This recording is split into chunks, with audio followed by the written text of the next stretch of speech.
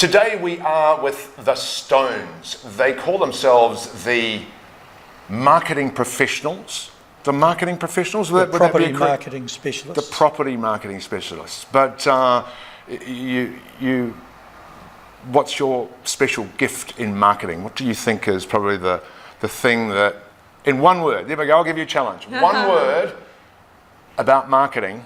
I like these questions. I'm sure you do. No one else does. What do you think, Lisa? One word about marketing. Effective, probably. Good. So we're talking to the Stones and people who use video, and today it is Steve and Lisa Stone. Let's start perhaps before real estate, because that's what you're known for here in Auckland, but I'm sure you were known for something before that. Are you both? You're both Kiwis. They both speak very well. You see that lovely accent, don't they? Lovely Kiwi accent. Oh, it's a lovely Kiwi accent. I wasn't sure. Otherwise, I incriminate myself. No, we're both born and bred Aucklanders. Yep. Shories or No. Eastern? Eastern suburbs. Yeah. Nice. Mainland. Yeah. Mainland.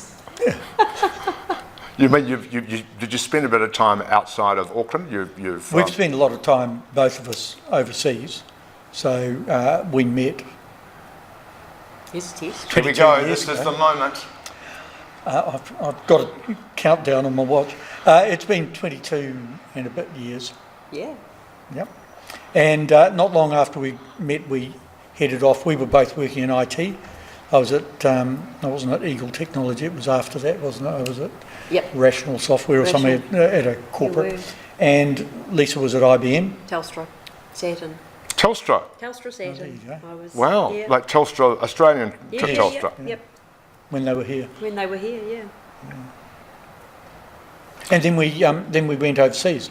And I went over with Orion Health to the UK, and we set them up there. And 2001 we went. Yep. Came home in 2006. What did you like about, you went to Europe, whereabouts? to London. We were living in Marylebone. And, we had a wonderful life. It was great there. Yeah. Learnt a lot.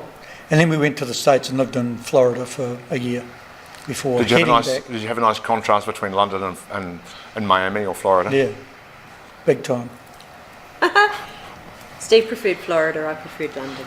Really? There you go. I love the weather in Florida, but I just, I still to this day miss London. So yeah, there you go. Got it. And fast forward, coming back to New Zealand, why did you choose real estate? Well, we sold some properties when we came back, and I hope the agent that sold them for us isn't listening, because it was an underwhelming experience, and not bad. I was going to say it wasn't a bad experience. No, but we just went. We come from the service industry, and in IT it was all about sales and service, and just thought, wow, we could do this so much better. And we think we do, but I think everyone's lifted their game, and we've actually worked with a lot of other agents. Worked helping other agents, because when we first got into real estate, one of our missions was to raise the bar, I guess, for everyone. Well, you talk about at the top of the show, effectiveness. If that's what marketing is, do you think that the effectiveness of real estate agents have improved since your arrival? Oh, yes. Oh, not necessarily because of us. Let me just qualify that one. I think that... But I think, no, the market has pushed real estate away from it. Like, you can't do all the cowboy stuff that used to go on, and you'd have an auction and there'd be someone, an agent on the phone to a buyer bidding, and then the phone would ring. Well, it was like, there's some awesome stories of people just, fake bidding and all that sort of stuff. Well, none of that stuff happens now, and it's been regulated up the wazoo. But it has had a beneficial effect on the market. The industry is a lot more professional now, I would like to think. The general consensus or word around the traps is that real estate agents are not to be trusted. What's your opinion on that? How is it that people have had that opinion? Is it just because of those Yeah. pirates in the past? Yeah, absolutely. I mean, there's been some of the stories you hear that just some really, really shonky deals that have gone on, and it's interesting. And I think it's a real hangover. I think lots of people still you see it when people come through open homes and they just like there's just this resistance. It's like, you're a real estate agent, and I'm not going to kind of converse with you. I'm not going to, because you might get your claws into me. And it's like, and we say to people, it's like, it's okay, we're not going to make you buy the house. You don't want to buy it, that's okay, we're not going to make you, And it's it's interesting, but it's nice to I think like to think that we are personable, and people actually at the end of that experience they actually want to give us their details, and they want to communicate with us, and they want the Well, they They can't want buy the house if they don't converse with you, right? exactly. But it's also, we're there to help them, not Get their claws into you. exactly. exactly. Yeah, We're we're just- just there to help.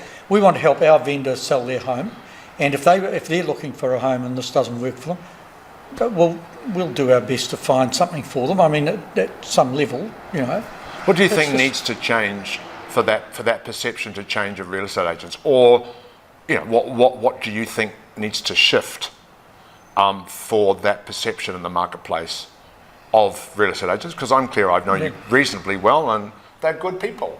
So and they haven't got their claws into me yet, mind you. I've already bought my house. So what do you think needs to change? well, I think it is changing. Yeah, No, I think just more people need to have better experiences with real estate people, and understand that.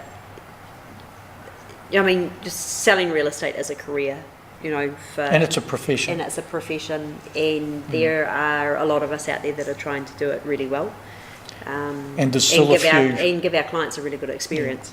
And there's still a few that aren't, and unfortunately, I mean, you still read in the paper, someone's sold a house and sold it to their wives cheap and all this, like dodgy the deal. agent, yeah.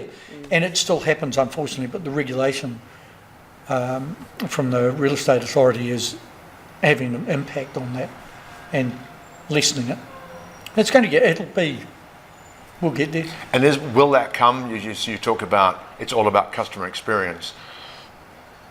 The new breed of real estate agents, are they coming with a new set of rules?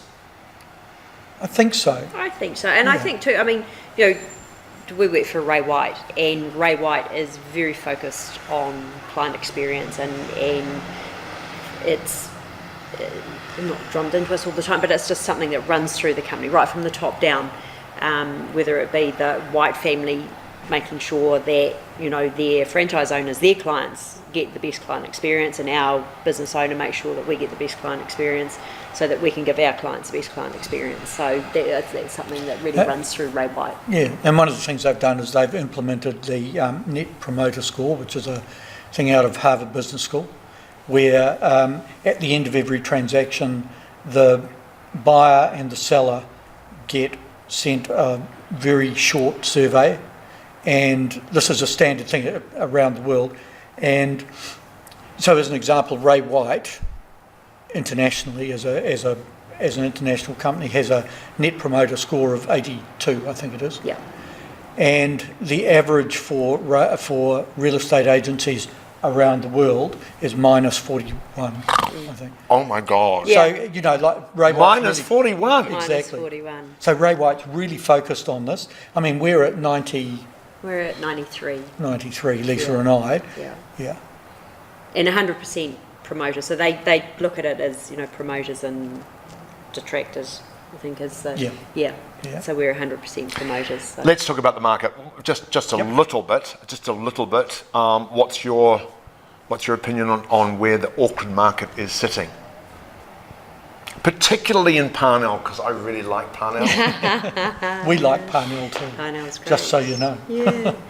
Well, it's interesting. I was talking to a client today who's looking to buy a property, and we were talking about property. There's not a lot of property on the market in Parnell. It's Parnell is a really tightly held suburb. There's not a lot that comes onto the market in Parnell, and so I'd say that real estate in Parnell is great. you know, there's plenty of people around that want to buy in the suburb. And across the board, you know, good property, it always sells. Everything sells at the right price. Yep. And it's about having a vendor that and finding that balance where everybody's happy. Sure. What do you think are your non-negotiables when you take a client and sell their biggest asset? What are your non-negotiables when you talk to them about what you will deliver as part of your customer experience? Well, I guess part of it is they've got to be prepared to spend some money on marketing, because otherwise it won't sell. Unfortunately, you can't sell a secret, you know. And there's no doubt we keep a record of our sales, of all the statistics around our sales, I guess. And one of them is the marketing spend, and then there's the price against. We don't publish this, but the price against the reserve. We mainly auction. So it's the price against the reserve and the price against the CV. And there's no doubt, it's really clear when you look through it, that if there's money spent on marketing, they get a better result at the end of it.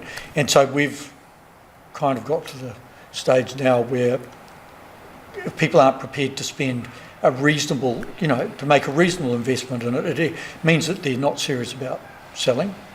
And it means that we won't get them a great price, and that's not good for our... And it is, you For said our it before, business and- it's an investment, right? And we recently sold our own apartment and we took all of our own advice. We went to auction and we invested significantly in the marketing. So Did you do well? we did fantastic. We got an awesome Yeah, result. so, It was we were amazing. really happy with And it the was really result. interesting. Did you sell your own property? No, We- we didn't. We got, in fact, we were really lucky, fortunate that Phil Horrobin, who owns our business, he fronted it for us, did all the open homes and ran the auction and did all that kind of stuff. We wrote all the ads and all of those sorts of things. Yeah. So I went And large on the... we drove the process Yeah. to make sure that everything was done. Oh, you know, like, yeah. All the Did background Phil stuff. get something out of it? Did he get a nice, you know, picnic basket with a little goodies in it? Say thank you from the Stones. Absolutely. No, he actually got a really nice meal. Yeah. Remember, The whole we family. took the whole family out, actually, because his family works in the business. It's Yeah. another family business. It's fantastic. And they all had something to do with it, so it was... Yeah, they were all really involved, nice you know. to- So, yeah, so we took them all out into the viaduct to a nice restaurant and had a great night. It was awesome. To put you on the spot, is there a particular suburb that you see as being a growth suburb? Again, there's a lot of talk in media around first home buyers. Well, let's move away from that. But you know, if you've got a house in Birkenhead and they want to move, what's that kind of intermediary suburb that you think is, you know, got potential? It's an interesting one, because a lot of the suburbs that people would immediately say, you know, those have already gone. As soon as everyone knows, you know, like Ellerslie, Mount Wellington, you know, probably as you move out, like southeast, sorry, you know, like Mangere and on the edge of Mangere, Favona and around there, it's becoming gentrified, and it's really good value. Well, it was 6 months ago. I don't know. It's crept away again. You know, but you know, you can buy a 600 square metre section with a estate or something on it. You know, for 500-600, I think at the moment. You know. Do you remember those days when you used to, you know, you looked at a property, you know, perhaps you couldn't afford it. Perhaps I might have had that experience. You go, oh, that's $200,000. I can't afford $200,000, and you just go, what was I thinking? I know. Oh, yeah. Tell me about it. Plenty of well, you know, I those. said we came back from Florida and we had a few rental properties, and we sold them. So And I'm not quite sure why we did. why? Yeah, I know. Because now I shouldn't say this publicly, but you know, it's like never sell, never sell. The only thing that I think is worth, you know, because people move for valid reasons, you know, and that's when you sell. I think, you know, you get divorced, God forbid. You get The kids move out. the kids move out, Yeah. and you're in You've a got- 5-bedroom home with a Yeah. swimming pool, and you know the kids were the only ones that were. So all that stuff. So there's always those valid reasons, and I think at the moment there's quite a few people looking at selling investment properties because the current government is.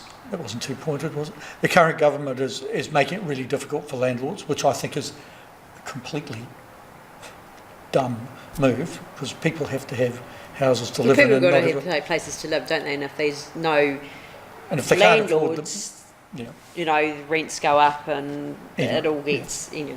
We won't get started on No, that's fine. Look, mind you, Lisa is wearing blue, so perhaps that might give it a little bit away.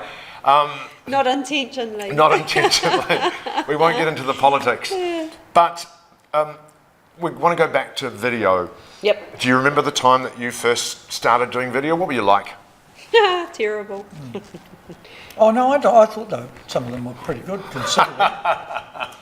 So what happened was we started out doing our own, and then I think it was my agent at that point came along, Yep. and they'd do packages, and they'd say, "Oh, we'll do a video for you," and everybody was going, "Oh yes, well, you know, shoot that and do that," and they'd do all these videos, and then they'd get someone to do a voiceover, and we went, "No, we'll." So we're standing at the front gate and we'd say, "Come on in, you know, this is this new house," and we really enjoyed it. We had a good time doing it, and we did. We somewhere I think it's on our website. We've got a video of clips of these bits that we'd done. Oh, have we? Like you know, like we were doing this house. I've forgotten where it was, and had a big downstairs and a bar, and Lisa's standing there talking, and I popped up from behind the bar with a couple of glasses. And, "What'll it be, ma'am?" You know, like this. We had it. Then you were on a swing. It's like a or something. bloopers Yeah. tape, but just But we fun just stuff. had all the fun bits here. Oh, we had a really good time doing those. Yep. And we've got a bit more formal now because so many people are doing them. The fun thing, you know. Well, I'm glad you mentioned fun because I'm clear that's probably one of the characteristics of Steve Stone that I know. Do you want to bring back fun into real estate video? We should. Or does the market expectation that it's because it needs to be serious and buttoned down? I think there's definitely There's a a place mi- for fun. I've seen some real estate videos, and I just kind of go like, really? But there's a balance there, and and it's so much of it is about having personality in it, right? So yeah, there's definitely a place Yeah. for fun. Got it. Lisa, Steve Stone, thank you so much for your time and coming along the John Mabry Show, as I'm calling it, and look forward to seeing you blossom in Parnell. Thank you so much for your time. In the rose gardens. You In the Rose Gardens. Yeah, we'll be blossoming there.